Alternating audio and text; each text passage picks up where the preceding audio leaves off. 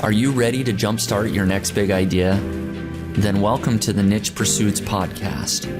It's all about helping you find your niche, getting the motivation and strategies you need, and growing your ideas into something real.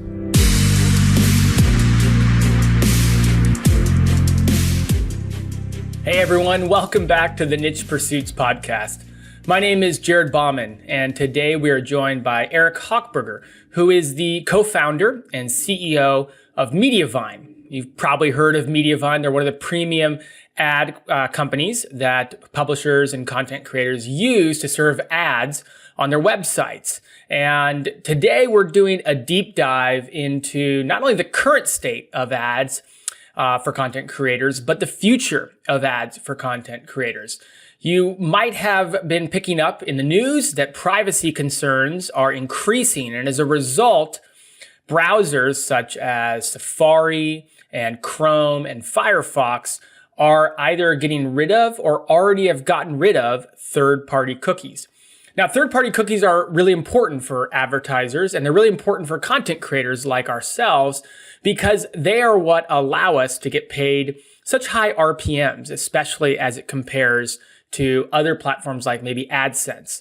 The RPMs are the revenue that we make per 1,000 visitors on our site. For many, that's their primary source of income. For many content creators, they're building sites with the exclusive focus of monetizing via ads. And with the depreciation of third-party cookies, which is already happening or slated to happen soon, well, that poses some interesting challenges for the market. Eric was kind enough to share some pretty scary numbers in terms of revenue drop and RPM drop if third-party cookies go away and nothing is done. So we dive deep into what third-party cookies are, how the inner workings of how they operate on your website right now, and then we talk about what's coming up.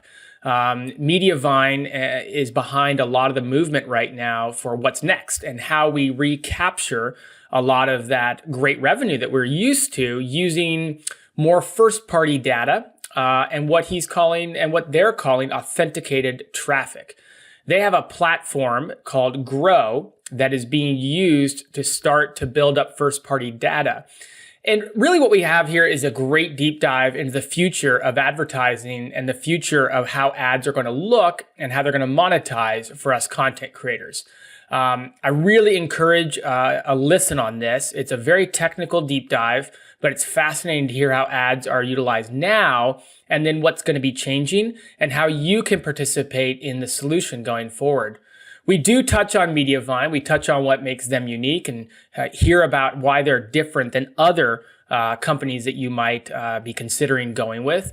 And it's just a great interview. If you're monetizing via ads or thinking about it, this is one you really want to pay attention to, set aside some time. So I hope you enjoy. Looking forward to it.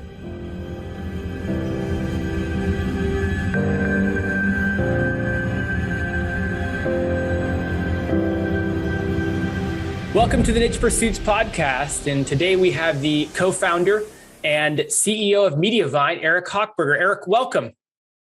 Thanks, Jared. Thank you for having me. Yeah, really excited about this interview today. Frankly, I've been looking forward to this one for a while. Why don't, before we kind of dive into the meat and potatoes of today and really where we're going, why don't you tell us about Mediavine? And give us a little backstory. I mean, you're one of the co-founders. A lot of people here are entrepreneurs and would love to hear your backstory there. Yeah, no, absolutely. So I'll try to give the most abridged backstory I can because it is, we've been around since 2004, if you can believe that. So I'll try to summarize, I guess now it's 17 years 17. of history. Wow. Congratulations. Yeah. Thank you. Yeah. So we started off actually as an SEO for hire company. That was my background, SEO. We had a few clients. We learned what a lot of people learn when you work with clients is that, they don't always listen to your advice. And so it made it very tough to do SEO, or at least they would listen to your advice and then kind of stop after a certain point. So we decided to try it on our own. We did it with the Hollywood gossip. And it turns out three dudes who know nothing about celebrity gossip could still build one of the largest entertainment websites just using SEO at the time. That was before all the social media kind of traffic sources that we all have today. So that is actually where we got started with Mediavine, was the Hollywood gossip as a publisher first. We would use the ad solutions that were available at the time. This was actually, I think, even predated a lot of the AdSense or Google offerings. So we would use blog ads and all these names that you probably have never heard of. I haven't. Got to a point, companies that are probably no longer in business. And then one day we noticed that our income was dropping in frantically, and we couldn't support ourselves. So I researched what it would be like to do our ads ourselves. And then overnight, when a computer engineer looks at how programmatic ads should be done, we completely changed the game for ourselves, quadrupled our revenue overnight. And there were no real options like Mediavine at the time for our ad management. And so we quickly grew to become an ad management company. While we're still a publisher first, we are also an ad management company. So that's how I joined everything. And the main difference I would say between Mediavine and kind of our secret sauce of what makes Mediavine so unique is really that programmatic first approach that we took since the get-go. So we decided to solve everything with technology. Again, I'm a computer engineer. So compare us to something like an AdSense offering. And what Mediavine does is we introduce competition from a lot of different advertisers in what's called the open marketplace. So we bring in a ton of people that compete for every ad spot on your site rather than it just being Google or someone you may work with. In addition to that, we work directly with a ton of advertisers just due to the size of Mediavine. We have great relationships with some of the top advertisers and exchanges. So Mediavine brings you a lot of unique demand that you would not be able to get on your own and optimizes the demand that's out there in the open marketplace. So that was going to be where I was going to ask next. I mean, I think a lot of people are going to be familiar with Mediavine. They're going to understand the nature of what you do with it. You work with Mediavine to serve the ads on your content, and then you get paid. And typically speaking, we're talking in terms of RPMs, which is revenue per milli, but in reality, it's how much money you get paid per 1,000 visitors. And traditionally, if we look back 10 years, kind of like what you alluded to, no one in this industry really looked to ads as a primary source of income, right? Like it paid so little per 1,000 visitors. But now with what you guys are doing, it's paying so much that people are building sites with exclusively ad revenue in mind, right? And so what you're saying is it's based on this programmatic. Am I saying that right? Programmatic advertising. Programmatic. There we go. Oh man, programmatic advertising. Is this happening in real time, or is it something where you guys look at the nature of the content with our website and then bid it out, kind of third party? How does that happen? Yeah, so this is actually real time. I think a lot of people like to compare it to the stock exchange. So every time you have an ad impression on your site, we send that out to, I think we work with something like 25 to 30 different partners or 30 different exchanges that then work with a whole bunch of advertisers, millions of advertisers. And everyone is bidding on that one spot in real time. This happens in fractions of a second, 100, 200 milliseconds. So we're not necessarily using the content of your site at Mediavine, though we are when it comes to what are called a private marketplace deal or a deal where we're selling direct to an advertiser. But for the most part, it's the open marketplace. That's what wins a majority of ad impressions. In the open marketplace, it's up to the advertiser. They're given the URL. A lot of them will have knowledge about the URL, especially someone like Google, who's one of our main buyers. They'll do a ton of contextual, what is called in research about your page. They store all that. Google's pretty good at that, right? And so they're going to bid based upon the content. But a ton of them are just bidding based upon the user. And that's where third-party cookies, which is going to be obviously a lot of our topic today, come into account. So that's how an advertiser knows about a user and is bidding on the individual user. And that's actually the most common kind of advertisement bought today. Let me ask you one more question on that, and then we'll dive into the topic really we're talking about, which is kind of the future, the third-party cookies and what's happening with them. In our space, a lot of people talk about different niches. In other words, like the home improvement niche, the fashion niche, the technology niche, and then they talk about the types of ad revenue or RPMs that are associated with that niche. Is that the right way to look at it? Is it really, and you touched on it a little bit already, but I guess I'm diving a little deeper. Is it as much based on the type of content you have, or is it more about the type of user that you're attracting, and maybe they're all related anyways? Right, exactly. I was going to say it's mostly that latter point. Like they're all kind of intertwined, right? If you're going to write a food blog, you're going to attract probably a different audience than a home improvement blog or any of these various niches. So it's really going to depend on the users that come to your site. That's not to say that the type of site doesn't also have an influence as well. So there might be certain sites like the Hollywood Gossip, arts, entertainment, or news, generally are a little bit harder to sell because there's a lot of brand safety issues. So a lot of advertisers will kind of stay away from some of those topics versus food or home improvement, which might be a little bit safer in an advertiser's eyes. So your content can help or hurt, but I would say majority of it's going to be based on the audience that browses your site. Awesome. Okay, cool. Well, let's talk about third-party cookies and what they are. I mean, if you're someone who's maybe, makes a significant income off of advertising through a Mediavine type platform, you probably know a lot about this topic, that things are changing. It's related to privacy. Obviously, the future of ads is going to be changing. We're going to be diving into that. Let's start by talking about third-party cookies, why they matter, and anything else that's important for us to know. Yeah, I mean, it's tough to dive too much into a third-party cookie without giving a specific definition of them. So I'm going to try my best. So a third-party cookie is what powers, I like to say, Facebook comments. So when you show up on a website and you're automatically logged into Facebook when you're on a different website. So when you go to the Hollywood Gossip, how do we identify who you were or show you as logged into Facebook or discuss for our comments down below? That's the magic of third-party cookies. Third-party cookies basically allow you to talk to a different site than you're on today. When you get rid of third-party cookies, you won't be able to have that concept of I'm logged into Facebook as I comment on your page. I have to re-log into Facebook in order to comment on every single different site, because third-party cookies are what power that ability.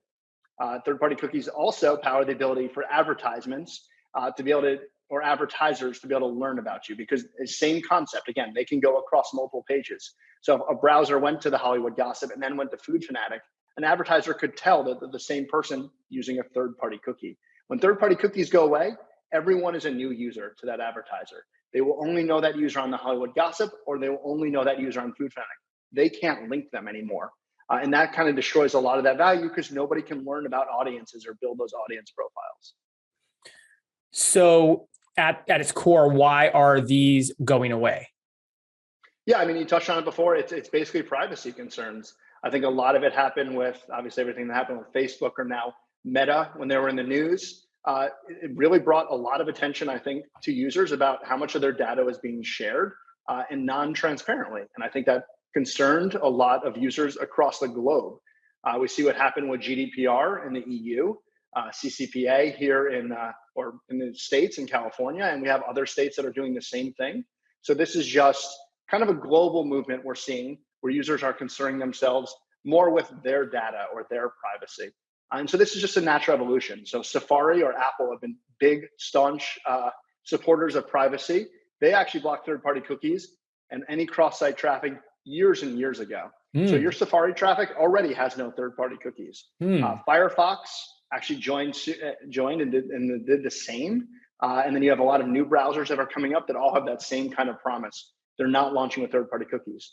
So slowly, Chrome is looking like the only browser that has third-party cookies or these tracking capabilities. So what's going to happen to users? Are they going to continue to use Chrome if that's known as the browser where you get tracked, or are they going to all start moving to Safari? So Chrome is by far and away the best browser in terms of technology, but it's not going to matter because users are going to migrate away from it if they don't feel their data is secure. So this is just a natural thing that Google has to do to keep up with the changing demands of users. So in essence, how does this boil down for content creators? What effect does it have on them? What's the impact going to be if nothing else is done with the way that third-party cookies are going away? Right. I mean, I want to preface it with the exact same. Things will be done. So what I'm about to describe will not actually happen exactly this way, because there will be mitigation efforts done by companies like Mediavine, the industry as a whole. There's a lot of different things happening. But the prediction right now is that revenue will drop by upwards of 60%. And in our test, we saw closer to 70% drops when you don't have a third-party cookie present on a user. So if you only have those first-party cookies, and again, no fixes in place for this, you would see a 60 to 70% drop. And again, important to note, this is only on Chrome, because Safari, it's already gone. So for a lot of publishers that have US-centric audiences, they might see upwards of 50% of their traffic is on iOS devices and might not even have third-party cookies already. So your results will vary. You won't necessarily even drop 60 to 70%. So maybe closer to 30% for some of our publishers. But again, that's if no efforts are made to mitigate these losses. Okay, it's a good point. It's interesting. I have no idea on my website how many of my users come from Safari versus Chrome versus Firefox versus DuckDuckGo versus whatever the flavor of the week is, right? But that's irregardless. Those are some alarming numbers, you know. So I think that'll get everyone's attention. So, okay, let's obviously you guys are doing something about this. And you know, I don't want to bury the lead here, but we got rid of the worst case scenario. I guess before we move on from that, when are these changes coming? When are the third party cookie changes coming on the horizon? I mean, so that's tough to say because Google, I mean, they have a timeline right now and anyone can go look at it. I believe it's end of 2023 is when they're being phased out. But that timeline is flexible. I think it's one of the ways that Google is looking at it because they do want to make sure that content creators can continue to power the web. So they want to make sure the solutions are all in place. So assuming that timeline hits, it's end of 2023. It was originally going to be end of 2021, but then they realized the solutions were not even close. And so they had to delay things. I think this one's going to be a closer to actual reality, the 2023, but it's tough to know a definitive timeline, but that's what we're going off of, the current Google one. Okay. So without any technological advancements, without anything, forthcoming, what are the current possibilities for replacing third-party cookies? So first I'm going to go with the Google-led initiatives, which is known as the Privacy Sandbox. So it's a bigger part of the web. It's a W3C. It's not just Google, but Google is certainly the ones leading the way on this. And a lot of that is because Chrome is one of the few browsers that actually wants to get rid of third-party cookies, but still sell for advertisements. And that's because that's where a majority of Google's money comes from, versus someone like Apple, who most of their money comes from, hardware or subscriptions or things that they don't have to worry about advertisements. So Safari has no problem killing third-party cookies, not necessarily thinking, what is the impact of this to content creators? Google doesn't have that luxury because it doesn't just impact content creators, it would hurt their bottom line. Yeah. So Google is trying to come up with the fixes. And they're trying to do it with the industry at large. So hopefully companies like Apple, Microsoft, everyone else that owns a browser will be able to use and adopt these same standards. And those standards are known as the Privacy Sandbox. And those are basically giving limited kind of tracking abilities to advertisers, certainly not in the way that they had it with third-party cookies, but giving them more privacy-centric ways of being able to reach their audiences. And so Privacy Sandbox is just a rethinking of what third-party cookies could have been. And so it's still the idea of we can run everything in the open auction. We can continue to operate as status quo. We'll make a little bit less money because we won't have that same level of data or granularity that advertisers had in the past. So that's the Privacy Sandbox. Okay. And if nothing were to change, what type of impact, and by nothing were to change, I mean, if there were no other developments or improvements or anything else brought to light, like what type of impact on revenue would something like that have on revenue? Is that something Mediavine would adopt, or is that the right way to even ask that? Yeah, so I think a ton of the Privacy Sandbox is just going to be everyone gets adopted into. So they're trying to create standards that whether you're running AdSense or Mediavine ad management, Privacy Sandbox stuff is going to be pretty easy to implement. That's the idea. And definitely Mediavine will take care of that for our publishers. It's not a thing they're going to have to worry about. Initial testing looked pretty decent, according to Google, when they were initially testing what's known as FLoC. Everything in the Privacy Sandbox is bird acronyms. Don't ask why. Yeah, perfect. So FLoC originally, when they were testing it, they saw only about a 5% drop. So 95% as close as third-party cookies. However, that was met with privacy advocates still didn't love the way that FLoC was looking. So there's a new version of FLoC coming. So we don't have the updated stats of what things are going to look like yet until Google starts releasing more of that. But I'm hoping, you might only see, let's say, a 10 or 20% drop maybe. We're hoping they're still going to come up with things that will give advertisers a lot of the targeting, not the exact same level of targeting, but again, being privacy centric. See, I like what you did there because the 10 to 20% drop doesn't feel so bad when 5 to 10 minutes ago we said 60 to 70. So I like how you led with that because that doesn't feel too bad to me right now coming in. But if he'd started with that, I probably would have been bummed. Right. No, of course. So I was researching for today, doing a little bit of homework. I was reading a lot. You guys have talked about authenticated traffic. Can you talk a little bit about authenticated traffic and how it's going to be part of the solution going forward? Yeah, so you have things like authenticated traffic, which is the idea of a user logs into your website. That's just a fancy way of saying, you know who this user is, you verified as that user, They logged in, they create an account, you know who they are. And then in a privacy safe way, you can then say, not necessarily say, this is Jared on my website, but I know that this is X anonymous user that may be tied to Jared. And then on their other end, they can also then target if they've seen you before.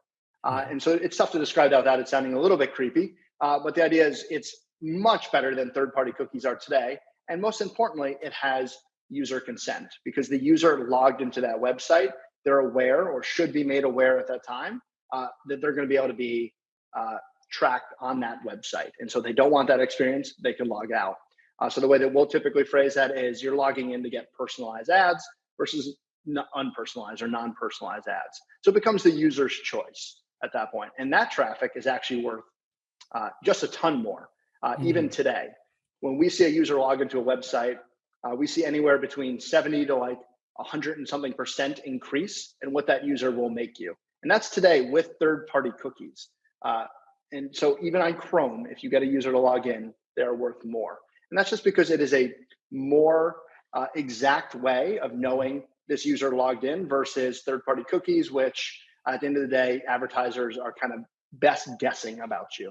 So authenticated traffic will be the cream of the crop, the most valuable traffic today. And in the future, it's going to be even more so when they continue to lose their ability to kind of target their advertisements. That's interesting. It almost makes you kind of rethink the way that you approach delivering content on your site to some degree. Absolutely. And you're seeing this a lot from a lot of the news sites that you're going to now. Yeah. You probably have noticed an increase in what are called free walls. So when historically were paywalls that you had to pay, now they just want you to log in to get 5 free articles, not even have to create an account. And a lot of that is because they want that authenticated traffic. They want to start building up this user base. That's interesting. Okay. And so would we liken that to basically first-party traffic? So that's what we would call first-party relationships or first-party data. And that's a little bit of a misnomer because in this case, if it's authenticated traffic, it's everyone can bring their own data. It's not just your data at that point or not just first-party data. And I can talk a little bit more about first-party data in a second. Authenticated traffic, again, means if I've seen you as a user and an advertiser's seen you as a user, we can both match that in a privacy-safe way with authenticated traffic. When it comes to something like first-party data, that would mean Mediavine or you as a publisher are actually saying, I know this user is 18 to 34 and a male who's interested in cars. Would you like to buy this particular user? So you're trusting in my data or the first-party data and not the advertiser's data. So authenticated traffic is a form of getting advertisers back the data that they love, which is their own data, which they trust the most. And then you also have first-party data, which is something you can collect as a publisher or Mediavine can help you collect at large, where you won't necessarily even need a user to log in because there's other ways, obviously, to collect that information. Let's talk about those ways. I'm curious to hear. I would be curious to hear you talk about it. Maybe later, maybe we come back to it. If you're really actually, suggesting that in the future, as content creators, we should look to create a login type experience, or if you alluded to earlier, technology from companies like a Mediavine, bigger companies that can come together and come up with solutions that maybe alleviate that burden on a publisher. So take that whichever way you want to go. I mean, is that something we're going to need to do, or are there going to be solutions maybe, or are you guys working on solutions that make that an easier burden on content creators? Yeah, so I think publishers can certainly go it themselves, but what I think we're going to start to see is it becomes a scale issue. One of the reasons why Mediavine is so successful is because we've combined now 8,500 publishers. So when we go to reach a top advertiser in the world who previously wouldn't have worked with probably any of our individual 8,500 publishers on their own, even the Hollywood gossip, which is massive, 30 to 60 million page views a month, nothing to one of these large advertisers. They want to work with what are known as the ComScore Top 100 or the biggest name brands, whether they're Meredith or Hearst or names you might not know, but you would definitely know the properties they own. That's or New York Times, maybe a better example. They want to go to a household name that they know, and that's really what Mediavine has solved for, right? We're able to take smaller publishers, combine them into one offering, so that combined, we're actually bigger than I would say like Pinterest or Spotify or a lot of these people when you go to look at the ComScore Top 100. That's just the power of all of us together. We're looking at first-party data as the same way. It would be tough to go to an advertiser, and every one of the 8,500 of us do our own first party data in our own way. And then we come to them and say, you should trust all 8,500 people and how we're generating the first party data. Trust me, they're cool. An advertiser's not going to go for that. So by going with a partner like Mediavine and a tool that we're building called Grow, we can build first party data on behalf of all of our publishers. And now it's a trusted source of data because we can explain to an advertiser, this is how Grow is collecting the data. This is where it came from. The way we were able to figure out that this user is a male, 18 to 34, is because they told us through a survey. Or maybe the way we found out they were a car enthusiast is because they visited 3 car blogs across Mediavine. There's going to be different ways in which everyone establishes their first party data, but as long as you're represented in kind of this group, it'll be a lot easier to be able to convince the advertiser, you should trust this. This is an audience segment you should buy against and see if it works. Fascinating. Okay, that makes sense. So basically, in essence, a user is going to join a pool of 8,500 website and content creators worth of users, and then together collectively, first party data in some way, shape, or form will get passed through to the advertiser. Exactly. So you're going to look at, in the industry, without trying to drop too many acronyms, you have what are called a DMP, or a data management platform. And so essence, Mediavine becomes your data management platform. And that is, you're sending all of the data here, and then it connects in with the advertiser so that they can buy against these audience segments. So this is pretty commonly done in programmatic advertising today. But again, most advertisers are just happy to use their own data rather than having to trust in a publisher's data, because historically their data has worked with third-party cookies, and whoever sold them their data, that's who they happen to trust. But in the future, they're going to have to look to first-party data because it's the only thing that survives when there's no third-party cookies. So it makes sense from an advertiser standpoint. What about from a user standpoint? What type of buy-in do they need to have, or are they going to have? And then what is the potential uptake you guys think it could be coming from a user? So you mean from the reader's perspective? The reader, yeah, sorry. I should have clarified. From a visitor to my website or to one of the 8,500 publishers' websites. So remember, when third-party cookies are gone, there is no way, even if a user is logged in to Grow on a different website and then they come to yours, they have to re-log in. That's an important distinction when third-party cookies go away. So if you want logged in users, you are going to have to create reasons for those readers to want to log in. What is the value exchange you're giving to that reader to encourage them to log in? So that would be the authenticated traffic model that we talked about before. So maybe you're offering them exclusive content. Maybe you put up that same free wall as some of the larger news sites if you have content that is, enough value to the reader that they're going to be willing to log in. That is going to be a bit of a stretch to get a majority of your readers to do. That's what it felt like. Yeah. We have done tests on even the Hollywood gossip, and the numbers will scare you. What a low percentage of people are willing to give you that email address for content like the Hollywood gossip. Maybe your sites will do better, and I hope so, because they did not do well in THC. But when it comes to first-party data, we don't need the user to fully log in, because again, we're generating the information about them. So instead, think of that more as like a GDPR, where they have to agree to be tracked across multiple sites. And if they're okay with that, and what we're calling more of a anonymous type way of browsing our site, so not actually logging in as yourself, but just consenting to allow personalized ads to cross between these sites. And as long as we're upfront with users this time around, and we show them the information we have, show what we're sharing, and it's all been given to us by the reader, this time it can be a lot safer for the reader. So the reader could log into, let's say, Grow, and they could see, oh, you have put me into the following different interests. I'm certainly not in the market to buy a car. I live in New York City and I'll never drive a car. I could remove myself. You incorrectly put me there.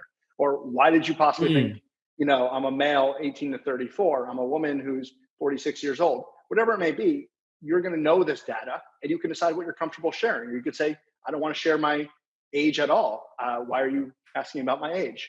And so now it's going to become the reader's control, as opposed to it being previously these kind of black boxes that the advertisers are using. That makes a lot of sense. And I think that is in the name of the transparency card that this kind of bore this from the beginning.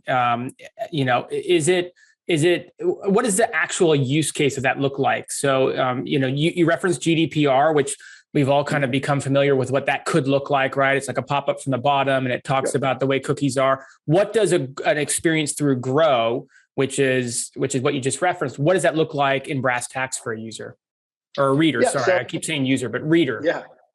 No, I just I always like to use reader and publisher. Otherwise, I'll get confused. No, I appreciate it. Yeah, it's good to stay consistent.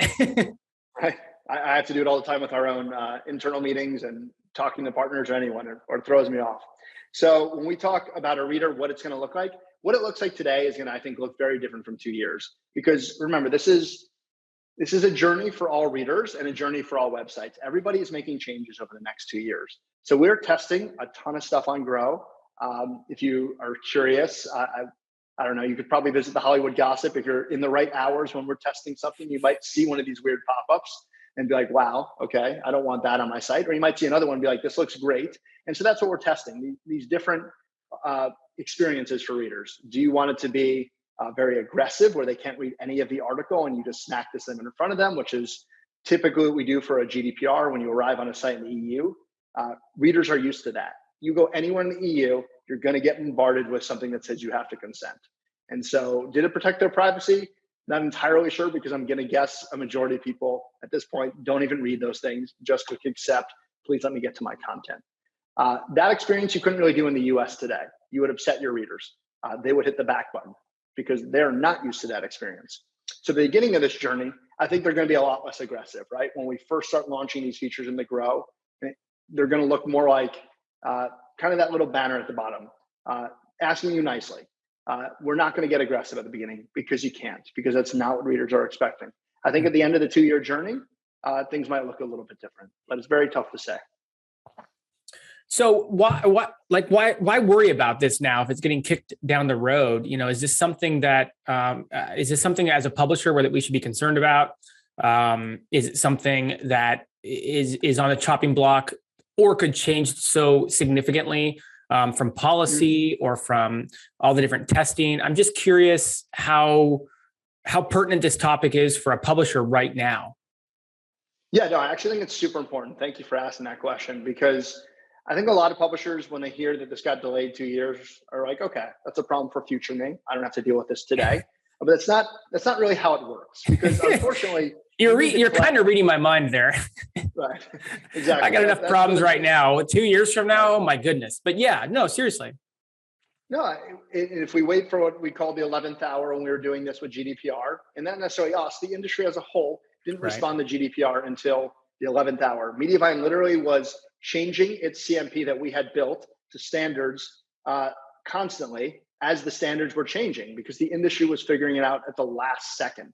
And so we were ready, but this model is going to be a little bit different, because this isn't just a matter of slapping up a little do you want personalized ads? What you're really trying to do is grow your relationship with your readers. And that takes time. At this point, you really still want that authenticated traffic. You want as many users to log in.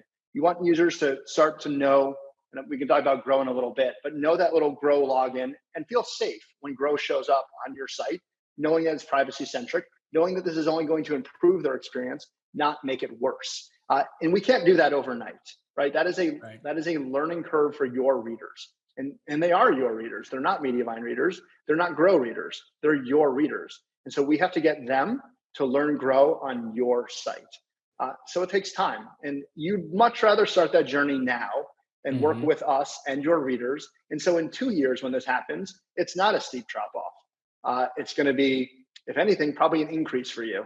And it's important to note, authenticated users, again, are worth more today. And as we're building up more of this first party data and trust in advertisers, that traffic's going to be worth more today, even while we have third-party cookies. So running Grow can make you more money now, but most importantly, it's going to allow you to build up that relationship so that in 2 years, you're hopefully making more money as a result of these changes, not less. Not less, yeah. Yeah. Talk about Grow. I mean, let's get into Grow.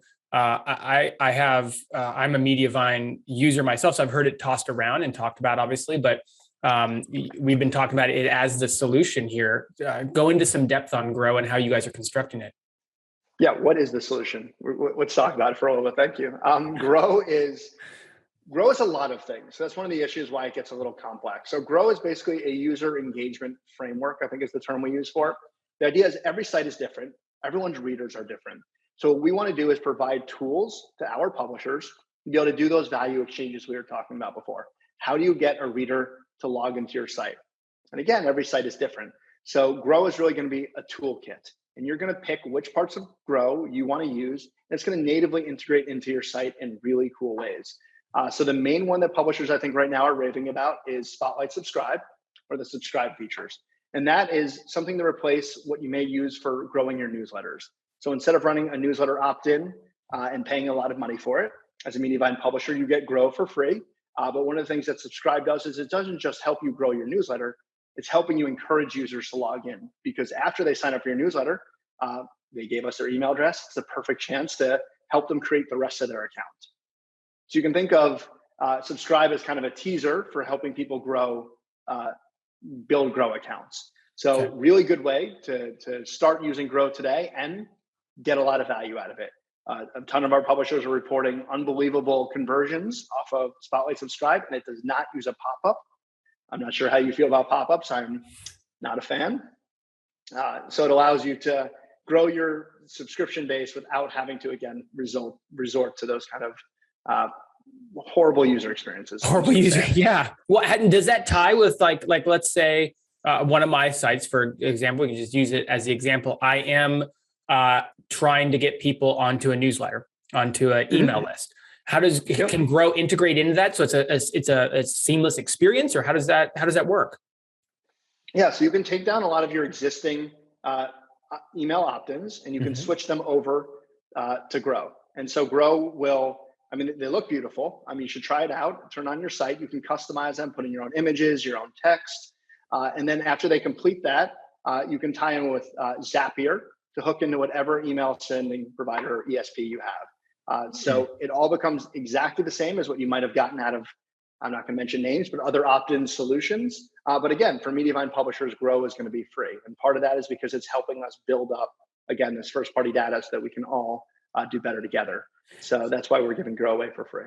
Wow. And so if I am a part of Grow, I'm basically tapping into all these other publishers and the type of data that can be shared across those publishers, assuming the opt-in and assuming that the subscriber takes part in that.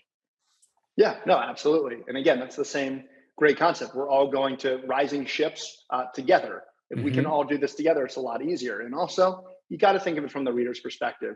Do they want to have 8,500 different logins or tens of thousands as the web expands, or do they want to have a handful? And so the idea is we want Grow to be not just even on Mediavine sites. In the future, it's going to expand to non-Mediavine sites. We want Grow to become synonymous with, okay, this is going to improve my experience on this website. I want to log in. I know this name. I have an account. It's low friction. I just click log in and I'm in on the site and I get all the benefits of Grow. Are there any other benefits to publishers? You talked about Spotlight Subscribe, or any other, kind of highlights that publishers can have with Grow? Yeah, so right now there's a handful of features. We're testing actually a cool one that I love, which is exclusive content. And exclusive content is the idea of you can lock down certain portions of your site and require a reader to subscribe to your newsletter in order to get access to that content. So we're using that in a lot of cool ways in our testing. Can't wait to see how publishers are using it. But something like the Hollywood Gossip, we have an exclusive story. We can slap exclusive content over it. You must log in to read it. And we know you can't get this anywhere else. On Food Fanatic, we're testing it with some of the recipes. You just, you can read the whole recipe at the top, or if you want to get the card, you have to log into Grow and subscribe to my newsletter. So that's exclusive content that should be coming hopefully pretty soon because it's in testing now. And then other very cool features that we offer, again, to Mediavine publishers today is related content. So when you get to the bottom of a post, or actually sometimes inside the post, we can recommend the next article for you. And if you're on mobile, you can use our feature, What's Next? Just a little slider in the bottom right. They'll preview the next article they can click on. And all those things just help increase your page views. But it's also helping you generate first-party data because it's helping us learn about those readers. What things are they likely to click on? So long-term, you can see what related content can really heavily weigh into first-party data. But for now, it's not generating that because we have to still remember, get those users to consent or log in. So that's part of the long-term strategy. But publishers love it today because they get a 2 to 3% increase to their pages, or really depends on how your site performs with related content.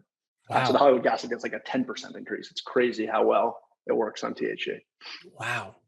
I did not know about some of these features. That's amazing. I have to admit, again, I have a site or two on Mediavine myself, so I should brush up on some of these features. Taking a step back, and this can come, you can come at this from the third-party conversation, with third-party data conversation that we've been having, or just from the fact that you see 8,500 websites. But in the context of today's conversation, what advice and what tips can you share with content creators and publishers in general, things that you're seeing work, again, whether it's relating to how to better monetize their sites in the current climate, or in general for traffic and for experience?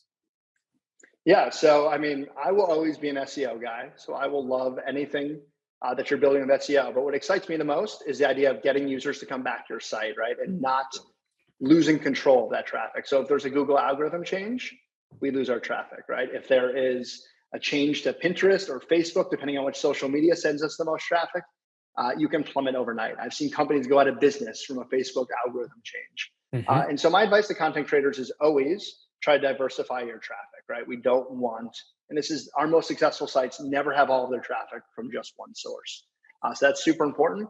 But that's why I love newsletters and why I'm excited by, I think, that feature the most of Grow, and something we're trying to build out more, even on our own sites. The Hollywood Gossip has a daily newsletter. We're building up similar on Food Fanatic, where we do twice a week. And it starts off small, but it takes time, right, to build up anything. But that's something you control. It's your newsletter. Granted, Gmail might add a filter to block out certain users from being able to see it. But overall, it's you. You control when you send them out, who you're sending them out to. There's no algorithm to worry about. And so I really like to see our users that are most successful, again, our publishers, are ones that diversify traffic and ones that are looking to things like newsletters where they're taking control. A conversation that happens a lot in this circle of the world, which probably is a very small circle, but when you're in it, it feels like, kind of the world. But this world of content creation and using SEO to drive the majority of the traffic. And you kind of touched on it really nicely. But a conversation that's always happening is, hey, we've got Mediavine, we've got these other publishers that are these other ad publishers or ad companies I can partner up with my site. And in a lot of the conversations, there's a lot of confusion or mystery around what separates each one. What would you say in today's environment? We've talked about where you're going with Grow, and certainly that will be a separator for you guys going forward. But in today's environment, what is it that makes Mediavine unique compared to another partner that a content creator could pair up with? Yeah, no, I think it's a good question, because Grow is going to be, I think, one of the biggest differentiators in a couple of years. But again, our plan is to release Grow to the world. Right. So I guess I won't be able to use that as a unique part of Mediavine. But the thing that Mediavine, I think, does so differently is our technology. We are an engineering first company. A lot of that is just by the nature of it was started by an engineer. And so more than half, our largest department is actually engineering. It actually switches off between support and engineering. But we have just a ton of engineers that are constantly working on the best solutions. Again, trying to squeeze out every penny we can for you from your site, and doing so in a user-friendly way. So we take user experience very seriously. We have not added really a new ad placement onto sites in years. Our goal is always, what can we do to improve out of the existing placements on your site? And so technology is one of the biggest things that differentiate us. We have what's called server to server. So we directly integrate with all of these different buyers on our own server. The way it works with most of the competition is they do what's called client-side header bidding. So if you're not familiar, the way that works is someone visits your site and they send out, remember I was saying we send out the bid request to 25 or 30 partners? Yeah. When it happens with them, that actually happens in the user's browser. So as a reader goes to your site, if you view the network tab, you'll see on those sites, hundreds of requests will go out to go get those ads. Fascinating. Yeah. Yeah. And so in Mediavine, all it does is it hits our server, and then our server sends out those requests. And part of that is because we are nuts for page speed.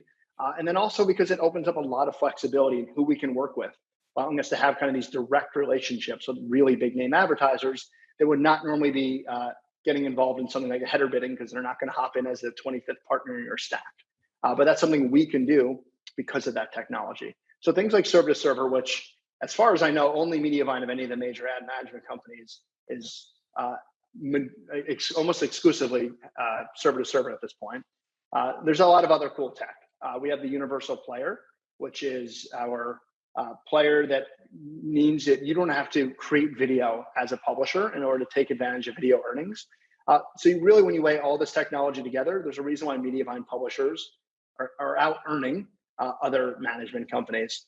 But it's not just about technology. We also have an unbelievable sales staff. As I mentioned, the relationships that we work directly with all the top advertisers, big names that can't necessarily share, but names you would definitely know, or that spend the most money on the internet, are basically the companies that we work with directly. So the top 100 advertisers, we have relationships with all of them.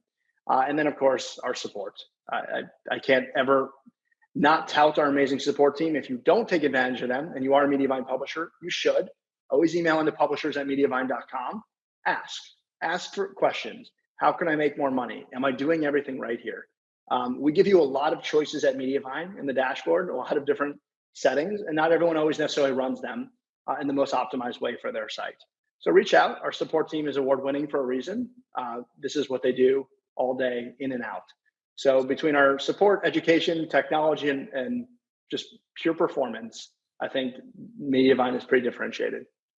I will throw in, you mentioned Universal Player, which is a solution that I believe you guys launched this year, or at least I think I became aware of it this year.